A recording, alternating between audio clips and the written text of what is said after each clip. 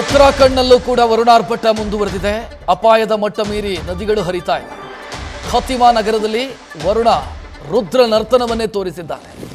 ಇಡೀ ಊರಿಗೆ ಊರೇ ಮುಳುಗಡೆಯಾಗಿದೆ. ಖತಿಮಾ, ಇನ್ನು ತೆಹರಿ, ಪೌರಿ, ಬಾಗೇಶ್ವರ್, ನೈನಿತಾಲ್ ಇಲ್ಲೆಲ್ಲ ವ್ಯಾಪಕವಾಗಿ ಮಳೆಯಾಗ್ತಾ ಇದೆ. ದೇವಸ್ಥಾನಗಳಿಗೂ ಕೂಡ ಜಲ ದಿಗ್ಬಂಧನದ ಸ್ಥಿತಿ. NDRF ಸಿಬ್ಬಂದಿ ನಿರಂತರವಾಗಿ ರಕ್ಷಣಾ ಕಾರ್ಯಾಚರಣೆಯಲ್ಲಿ ತೊಡಗಿದ್ದಾರೆ. ಚಾರ್ಧಾಮ್ ಯಾತ್ರೆ ಸರ್ಕಾರದಿಂದ ತಾತ್ಕಾಲಿಕವಾಗಿ ಸ್ಥಗಿತ ಆಗಿದೆ. ಅಪಾಯದ ಮಟ್ಟ ಮೀರಿ ಹರಿತಾ ಇದೆ 6 ನದಿಗಳು.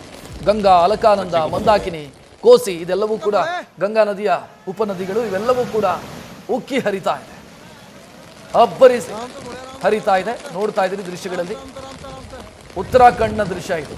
ಈ ಸಂದರ್ಭ ಏನಿದೆ, ಉತ್ತರಾಖಂಡ್ಗೆ ದೊಡ್ಡ ಸಂಖ್ಯೆಯಲ್ಲಿ ಪ್ರವಾಸಿಗರು ಬರ್ತಾರೆ. ಉತ್ತರಾಖಂಡ ರಾಜ್ಯದಲ್ಲಿರುವಂಥ ಅನೇಕ ದೇವಸ್ಥಾನಗಳು ಪ್ರವಾಸಿಗರ ಹಾಟ್ಸ್ಪಾಟ್.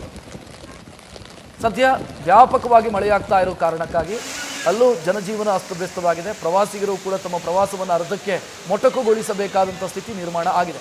ನೋಡ್ತಾ ಇದ್ದೀರಿ ಯಾವ ಪ್ರಮಾಣದಲ್ಲಿ ಮಳೆಯಾಗಿದೆ, ಮಳೆಯ ಪರಿಣಾಮ ಸೃಷ್ಟಿಯಾಗಿರುವಂಥ ಸಮಸ್ಯೆಗಳೇನು ಉತ್ತರಾಖಂಡ್ನಲ್ಲಿ ಗಮನಿಸ್ತಾ ಇದ್ದಾರೆ. ಆಲ್ಮೋಸ್ಟ್ ಎಲ್ಲ ನದಿಗಳು ಕೂಡ ಅಪಾಯದ ಮಟ್ಟ ಮೀರಿ ಹರಿತಾ ಇದ್ದಾವೆ.